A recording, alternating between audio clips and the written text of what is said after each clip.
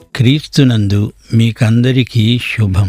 మన పాఠం పరమగీతం 8వ అధ్యాయం 1 నుండి 8వ వచనం వరకు అధ్యయనం చేయబోతున్నాము. పరమగీతమంతా ఒక ప్రేమ కావ్యం. ఇది ఒక ప్రేమ పాట. వైవాహిక ప్రేమ ఎంత సన్నిహితమో పరమగీతంలో వ్యక్తం చేయబడింది. నేను నిన్ను ప్రేమిస్తున్నాను అని కాపరి అంటున్నాడు. షూలమ్మితి అంటోంది, ఇది ప్రణయం. పరస్పరం వధూవరులు తమ ప్రేమ భావాలను వ్యక్తం చేస్తున్నారు. సొలొమోను ఉన్నాడు. షూలమ్మితి అతన్ని ఒక సోదరుడిగానే చూస్తున్నది. అంటున్నది, నా తల్లి వద్ద స్తన్యపానము చేసిన ఒక సహోదరుని వలె నీవు నా ఎడల ఉండినా ఎంత మేలు. అప్పుడు నేను బయట నీకు ఎదురై ముద్దాడేదాన్ని, ఎవరూ నన్ను నిందించరు. ఈమె సొలొమోనును ఒక సోదరుని వలె చూస్తున్నది. కాని ఆమె హృదయంలో తన ప్రియ కాపరికి మాత్రమే స్థానమున్నది. అది ఆయనకు మాత్రమే, మరెవరికీ ఆ స్థానం ఇవ్వబడదు. షూలమ్మితి అంటున్నది, నేను నీకు మార్గదర్శినవుతాను. నిన్ను నా తల్లి ఇంట చేరుస్తాను. నీవు నాకు ఉపదేశం చేస్తావు. సంభార సమ్మిళిత ద్రాక్షరసమును దాడిమ ఫల రసమును నీకిస్తాను. కాని నా ప్రియకాపరి ఎడమ చెయ్యి నా తల క్రింద ఉన్నది, అతని కుడి చెయ్యి నన్ను కౌగిలిస్తున్నది. యెరూషలేము కుమార్తెలారా, ప్రేమకు లేవాలని ఇచ్చ పుట్టే వరకు లేపము అని, కలతపరచము అని మీరు నాకు ప్రమాణం చేయాలి. దేవుని బిడ్డలారా, వింటున్నారా? వధూవరులు పరస్పరం తమ కోరికలను పంచుకుంటారు. సన్నిహితంగా ఉండాలని కోరుకుంటారు. తన ప్రియుడు, తన భర్త తనతో ఉండిపోవాలి. వారి ప్రేమ క్షణక్షణము అధికమవ్వాలి. సొలొమోను తనకు సోదరుడితో సమానము. అతన్ని గౌరవిస్తుంది, కాని తన ప్రియుణ్ణి, తన ప్రియ కాపరిని హృదయంలో చేర్చుకుంటుంది. కాపరి పట్ల తన ప్రేమ ప్రత్యేకమైంది. తాను తన ప్రియుణ్ణి తీసుకువెళ్తుంది. అతడు అక్కడ ఉపదేశం చేస్తాడు. ఆమె అనగా తల్లి, ఆ ఇంటావిడ తమకు మధురమైన పానీయం వడ్డిస్తుంది. ఆ ఇంట్లో అందరూ సంతోషంగా కాలం గడుపుతారు. కాపరి, షూలమ్మితి, ఆమె తల్లి, చెల్లెలు అందరూ కలిసి ఆనందిస్తారు. తన ప్రియుని ఎడమ చెయ్యి తన తల క్రింద ఉన్నది, అతని కుడి చెయ్యి ఆమెను కౌగిలిస్తుంది. అనగా ఆమె తన ప్రియుని ప్రేమను, సాన్నిహిత్యాన్ని ఎంతగానో కోరుతోంది. 2వ అధ్యాయం 6వ వచనం కూడా ఇదే మాట అంటోంది. అతని ఎడమ చెయ్యి నా తల క్రింద ఉన్నది, కుడి చేత అతడు నన్ను కౌగిలిస్తున్నాడు. యెరూషలేము కుమార్తెలను ఆమె పిలుస్తున్నది. వారిని సాక్షులనుగా ఏర్పరచుకుంటున్నది. ఆమె ప్రేమ భావాలు స్వచ్ఛందమైనవి. వారి చేత ప్రమాణము చేయించుకుంటున్నది. ఇందులో ఎట్టి బలవంతమూ లేదు. ఎవరూ ఆమె మీదికి ఒత్తిడి తేనక్కర్లేదు. 5వ వచనం, తన ప్రియుని మీద ఆనుకొని అరణ్య మార్గమున వస్తున్నది ఈమె యవతే. జల్దరు వృక్షము క్రింద నేను నిన్ను లేపాను. అక్కడ నీ తల్లికి నీ వలన ప్రసవ వేదన కలిగింది. నిన్ను కన్న తల్లి అక్కడే ప్రసవ వేదన పడింది. ప్రేమ మరణమంత బలవంతమైనది. ఈర్ష్య పాతాళమంత కఠోరమైనది. దాని జ్వాలలు అగ్నిజ్వాలా సమములు. అది యెహోవా పుట్టించే జ్వాల. నీ హృదయము మీద నన్ను నామాక్షరముగా ఉంచు. నీ భుజమునకు నామాక్షరముగా నన్ను ఉంచు. అగాధ సముద్ర జలము ప్రేమను ఆర్పజాలదు. నదీ ప్రవాహ జలములు దానిని ముంచివేయజాలవు. ప్రేమకై ఒకడు తన స్వాస్థ్యమంతా ఇచ్చినా తిరస్కారముతో అతడు తోసివేయబడతాడు. దేవుని బిడ్డలారా, వింటున్నారా? ప్రేమ ఎంతో బలమైనది. ప్రేమ ఒక మహాశక్తి. పవిత్ర ప్రేమ ప్రభావము గలది. షూలమ్మితి ఊహలు తన కాపరిని గురించే. తన ప్రియుణ్ణి గురించి తలంచినప్పుడెల్లా ఆమె స్పృహ తప్పి పడిపోతున్నది. వెనకటి అనుభవాలను జ్ఞాపకం చేసుకుంటున్నది. ప్రేమాతిరేకము చేత ఆమె మూర్ఛిల్లుతున్నది. నిజమైన ప్రేమ ఊహలకు, తలంపులకు మాత్రమే పరిమితము కాదు. ప్రేమ పారవస్యంలో ఆమె మాట్లాడుతుంది. తన ప్రియుని గుణాతిశయములను యెరూషలేము కుమార్తెలతో పంచుకుంటున్నది. ఊహలు కోరికలు నెరవేరినప్పుడు ప్రేమ సార్థకమవుతుంది. ఊహలు క్రియలలోకి పొడిగించబడతాయి. తన ప్రియునియందు ఆమెకు ఎంతో విశ్వాసమున్నది. విశ్వాసం క్రియాత్మకం. అనుభవజ్ఞానం లేని విశ్వాసం ఊహలలోనే అంతరించిపోతుంది. షూలమ్మితి యెరూషలేము కుమార్తెలతో అంటున్నది, నా ప్రియుడు నాతో ఉన్నాడు, నేను ఆయనతో ఉంటాను. ఆయన నన్ను తన చేతులతో పట్టుకున్నాడు. మీరు నన్ను తొందర చేయవద్దు. అప్పుడు ఆమె బంధువులలో ఒకరన్నారు, తన ప్రియుని మీద ఆనుకొని అరణ్య మార్గమున వస్తున్నదే ఈమె యవతే. ఆమె అంటోంది, జల్దరు వృక్షము క్రింద నేను నిన్ను లేపాను. నిన్ను కన్నతల్లి అక్కడే ప్రసవ వేదన పడింది. ఇది ఆమె అనుభూతి. ఆమె రాను రాను ఎంతో అనుభవ జ్ఞానం సంపాదించుకుంటున్నది. వ్యక్తిగత ఆరాధనలో ఆయనతో సహవాసం చేయగలవు. ఆయనను ఆనుకుని అరణ్యంలో ప్రయాణం చేయగలవు. ఉద్యానవనంలో ఆయన పొందును అనుభవించగలవు. ఎక్కడ ఉన్నా ఇంట బయట ఆయన నీకు తోడై ఉన్నాడు. నీవు ఆయనతో ఉన్నావు. షూలమ్మితి తన ప్రియునితో అంటున్నది, ఇది దార్శనిక సంభాషణ. మరణం బలమైనదా? అయితే ప్రేమ అంతకంటే బలమైనది. ఈ ప్రేమ ఈర్ష్య అసూయ లేనిది. ఈర్ష్య ఘోరమైనది. కాని దేవుడు పుట్టించే ప్రేమ జ్వాల పవిత్రమైనది. నా ప్రియ కాపరి, నీ హృదయము మీద నన్ను నామాక్షరముగా ఉంచుకోవా? నా ప్రేమ ఆరనిది, ఎవరూ దీనిని ఆర్పజాలరు. నదీ ప్రవాహములు వచ్చి పైబడినా అవి ఈ ప్రేమను ముంచివేయజాలవు. ఎవడైనా తన ఆస్తి అంతా ఇచ్చినా దానితో ప్రేమను కొనలేడు. అట్టి ప్రేమికుడు తిరస్కరించబడతాడు. ప్రేమ ఎంతో బలమైనది. హృదయం మీద నామాక్షరం ముద్ర యాజమాన్యాన్ని చూపుతుంది. హృదయం మీదనే కాదు, భుజం మీద కూడా ముద్ర ఉంది. వారిద్దరూ దేవుడు జత చేసిన జంట. దేవుడు జతపరిచిన వారిని ఎవరూ వేరు చెయ్యలేరు.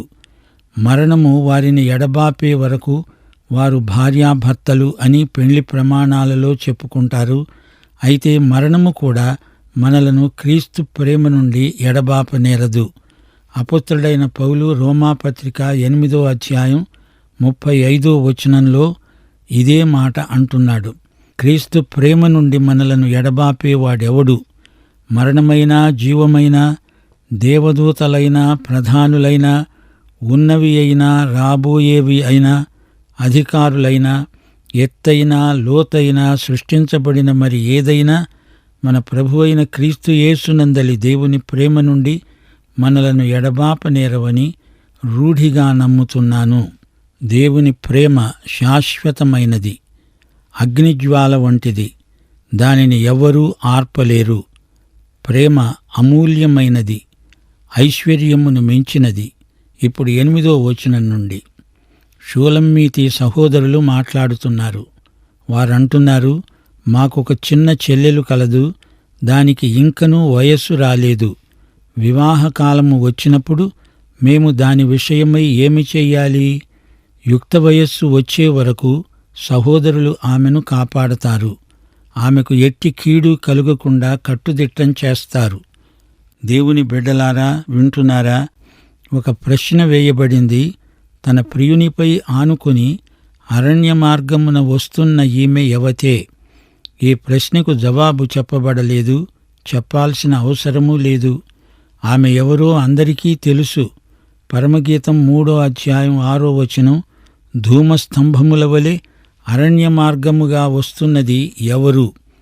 గోపరసముతో సాంబ్రాణితో వర్తకులమ్మే వివిధమైన సుగంధ చూర్ణములతో పరిమళిస్తూ వస్తున్నది ఎవరు? ఈ ప్రశ్న కాపరిని గురించినది. ఆమె యవతే, ఇతడెవరు? వారిద్దరూ ఒకరికొకరు ఏమవుతారు? వేరే చెప్పటమెందుకు? వారు వధూవరులు, భార్యాభర్తలవుతారు. ఆమె ప్రియునిపై ఆనుకొని ఉన్నది. వీరు అరణ్య మార్గంలో ప్రయాణం చేస్తున్నారు. పాత నిబంధనలో అరణ్యం చరిత్రాత్మకమైన 2 సంకేతాలుగా ప్రదర్శితమవుతున్నది. ఒకటి 40 సంవత్సరముల ఇశ్రాయేలీయుల అరణ్య ప్రయాణం. అది వారికి శ్రమల కాలం. అలాగే ప్రియకాపరి షూలమ్మితి తమ ప్రేమ జీవితంలో అరణ్య ప్రయాణమే చేస్తున్నారు. ఓర్చుకున్నారు. వారు ప్రేమ పరీక్షలో గెలిచారు. ఈ ప్రేమ జంటకు అడుగడుగునా కడగండ్లే. ఆమెకు ఎండ దెబ్బ తగిలింది. నల్లపిల్ల అని చిన్నచూపు చూచారు. సహోదరులు ఆమె మీద కోపగించారు. ద్రాక్ష తోటకు కావలి కత్తెగా పెట్టారు. ఆమెను తన సొంత తోటకు వెళ్లకుండా నిర్బంధంలో ఉంచారు. అంతేకాదు, నక్కలు వచ్చి ద్రాక్ష తోటను పాడు చేస్తున్నాయి. ఆమెకు ఎన్నో కష్టాలు ప్రాప్తించాయి. ఆమె నిద్రించినా మనసు బాధపడుతూనే ఉంది. తన ప్రియుణ్ణి వెతుకుతూ వెళ్లుతూ ఉండగా గస్తీ తిరిగే కావలివారు ఆమెకెదురుపడి ఆమెను కొట్టి గాయపరిచారు. దేవుని బిడ్డలారా, వింటున్నారా? అరణ్యయాత్రకు మరో అర్థమున్నది. అరణ్యయాత్ర శాపానికి గుర్తు. యిర్మీయా 22:6 దేవుడు యూదా రాజవంశస్థులను గూర్చి అన్నాడు, నా ఎన్నికలో నీవు గిలాదు వలె ఉన్నావు, లెబానోను శిఖరము వలె ఉన్నావు. అయినా నిశ్చయముగా ఎడారిగా, నివాసులు లేని పట్టణముగా నేను నిన్ను చేస్తాను. యోవేలు 2:3 వాటి ముందర అగ్ని మండుతున్నది, వాటి వెనుక మంట కాలుస్తున్నది. అవి రాకమునుపు భూమి ఏదేను వనము వలె ఉన్నది. అవి వచ్చిపోయిన తరువాత తప్పించుకొన్నది ఏదీ విడువబడక భూమి ఎడారి వలె పాడైపోయింది. అంతా అరణ్యమైపోయింది. ఇది శాపం. కాపరి షూలమ్మీతి ఇద్దరూ అరణ్య మార్గంలో నడిచి వస్తున్నారు. వీరి మీది నుండి శాపం తొలగిపోయింది. ఆదికాండం 3:16 శాపం పరిహారమైంది. దేవుడు స్త్రీతో అన్నాడు, నీ ప్రయాసమును, నీ గర్భవేదనను నేను మిక్కిలి హెచ్చిస్తాను. వేదనతో పిల్లలను కంటావు. నీ భర్త ఎడల నీకు వాంఛ కలుగుతుంది, అతడు నిన్ను ఏలుతాడు. దేవుని బిడ్డలారా, వింటున్నారా? జల్దరు వృక్షము క్రింద అని పేర్కొనబడింది. ఈ జల్దరు వృక్షపు నీడ ఎంతో మార్మికమైన సత్యం. జల్దరు వృక్షం ప్రేమకు సంకేతం. మధురమైన ప్రేమ, అనురాగం ఈ సంకేతంలో గర్భితమై ఉన్నాయి. జల్దరు వృక్షపు నీడలో వారి ప్రేమ ఆరంభమైంది. ఈ చెట్టు నీడలో వారి ప్రేమ మేల్కొన్నది. అది జీవితంలో కొత్త మలుపు. జల్దరు చెట్టు కింద వారికి ఒక నూతన దర్శనం కలిగింది. ఆమె ప్రేమ సార్థకమైంది. అతడు తల్లిదండ్రులకు పుట్టాడు. తల్లి ప్రసవ వేదన పడింది. కాని ఇక్కడ నూతన జన్మానుభూతి కలిగింది. వారి ప్రేమ జీవితము యేసుకు విశ్వాసికి మధ్య ఉన్న సన్నిహిత సంబంధాన్ని చూపుతుంది. ప్రేమ అంటే ఏమిటి? ప్రేమలో దాగి ఉన్న మహాశక్తి ఎలాంటిది? ఆయన నామాక్షరాలు ఆమె హృదయం మీద ముద్రించబడ్డాయి. ఒక వ్యక్తి తన స్వంత వస్తువుల మీద తన పేరు చెక్కిస్తాడు. తన యాజమాన్యాన్ని సూచించే ముద్ర వేస్తాడు. అలాగే ఆమె అతనికి చెంది ఉన్నది. అతడు యజమాని. పాత నిబంధనలో ఈ ముద్రలు సర్వసాధారణమైనవి. షూలమ్మీతి ఆశ కూడా అదే. తన పట్ల ఆయనకున్న ప్రేమ అంకిత భావంతో కూడినది. హృదయం మీద, భుజం మీద ఆయన నామాక్షరాలు ముద్రించబడి ఉన్నాయి. ప్రేమ బలమైనది. అగాధ సముద్ర జలము సైతము ఈ ప్రేమను ఆర్పజాలదు. పరమగీతమంతా ఒక ప్రేమ పాట. మరణము ఒక వ్యక్తి మీద ఎంత ఒత్తిడి తెస్తుందో ప్రేమ కూడా అలాంటి శక్తిని చూపుతుంది. మరణములాగే ఈ ప్రేమ కూడా సార్వత్రికమైనది. ప్రేమ ఒక వ్యక్తిని పూర్తిగా వశపరుచుకుంటుంది. ఈ ప్రేమ అనే అగ్నిని అగాధ సముద్ర జలములు ఆర్పజాలవు. నదీ ప్రవాహములు కూడా ఈ ప్రేమను అడ్డుకోజాలవు. ప్రేమ జ్వాలలు అగ్నిజ్వాలల వంటివి. ప్రేమకు మూలము దేవుడే. పవిత్రమై శక్తిభరితమైన ప్రేమ దేవుని వల్లనే కలుగుతుంది. ఈ ప్రేమ అమూల్యమైనది. ఇది డబ్బుతో ఎవరూ కొనలేరు. ఒకడు తన స్వాస్థ్యమంతా ఇచ్చినా ఇది దొరకదు. ప్రేమ స్వచ్ఛందమైనది. ప్రేమే గెలుస్తుంది. ప్రేమ యొక్క విలువ దేనితోనూ సమానము కాదు. దేవుడు తన ప్రేమను ఉచితంగా ఇచ్చాడు. తన ప్రేమకు ప్రతిగా మనము ఏమి ఇవ్వగలము? షూలమ్మీతి అలాంటి ప్రేమను గురించి పాట పాడుతోంది. సొలొమోను పాట బైబిలంతటిలోకి ఒక ప్రత్యేకతను సంతరించుకున్నది. పరమగీతానికి రకరకాల వివరణలున్నాయి. దీనిని వైవాహిక ప్రేమ గీతము అని కొందరంటారు. భార్యాభర్తల మధ్య ప్రేమ ఎంత ఉదాత్తమైనదో మా శ్రోతలు గ్రహించాలి. ఇందులో ఎన్నెన్నో ఆధ్యాత్మిక పాఠాలు మనము నేర్చుకున్నాము. దేవుడు తన ప్రజలైన ఇశ్రాయేలును ఎంత ప్రేమించాడో ఈ గ్రంథంలో పరోక్షంగా చూపబడింది. అంతేకాదు, క్రీస్తు తన వధువైన సంఘమును ప్రేమించిన విధానము కండ్లకు కట్టినట్లు చూపబడింది. పరమగీతం 1 అధ్యాయం 5వ వచనం సంఘమునకు వర్తించే మాట. నేను నల్లని దానను. పాపము అనేది నలుపు, కాని క్రీస్తు పాపమును పరిహరించి ఆమెను సౌందర్యవంతురాలినిగా చేశాడు. పరమగీతం 2వ అధ్యాయం 12వ వచనంలో పావుర స్వరము పేర్కొనబడింది. ఇది పరిశుద్ధాత్మ స్వరము, అపొస్తలుల బోధ. పరమగీతము 1 అధ్యాయం 5వ వచనంలో ద్రాక్షరసము పేర్కొనబడింది. ఇది ప్రభురాత్రి భోజనానికి సంకేతం. దేవుని బిడ్డలారా, మరిచిపోకండి, ఈ గ్రంథంలోని కథానాయకుడు ప్రియ కాపరి అయిన యేసుక్రీస్తు. కథానాయిక షూలమ్మీతి అనే సంఘం. ఈ గ్రంథాన్ని చాలా జాగ్రత్తగా అధ్యయనం చేయాలి. ఇందులోని ఆధ్యాత్మిక సత్యాలను జీవితానికి అన్వయించుకోవాలి.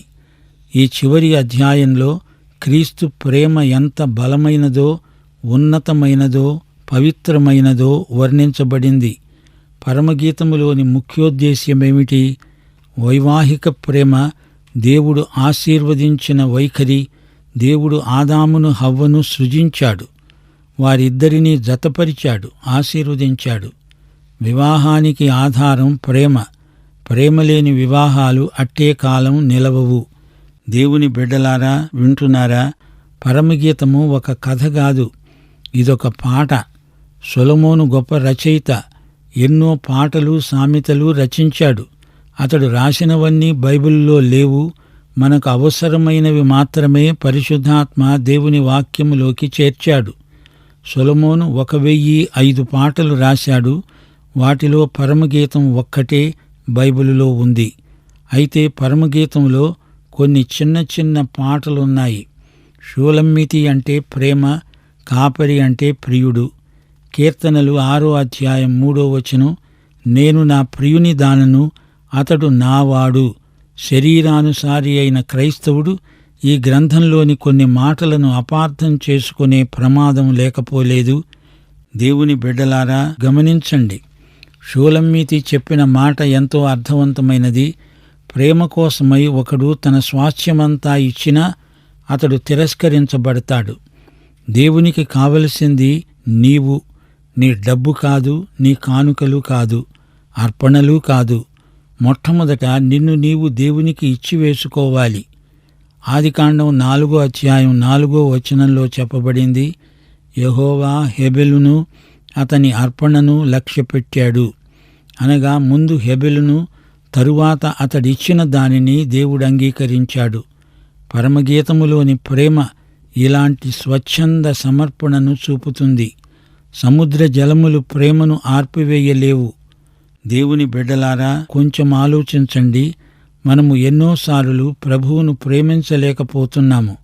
అయినా ఆయన ప్రేమ మన పట్ల ఏమీ తక్కువ కాలేదు.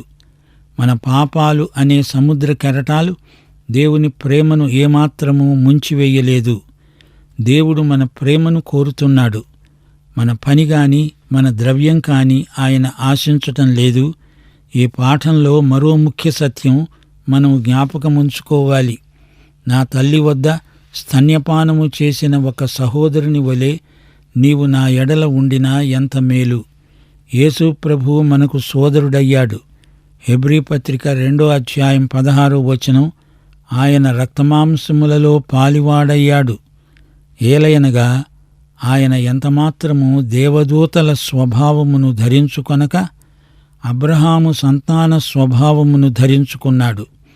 మన మాంసములో మాంసము, మన ఎముకలలో ఎముక అయ్యాడు.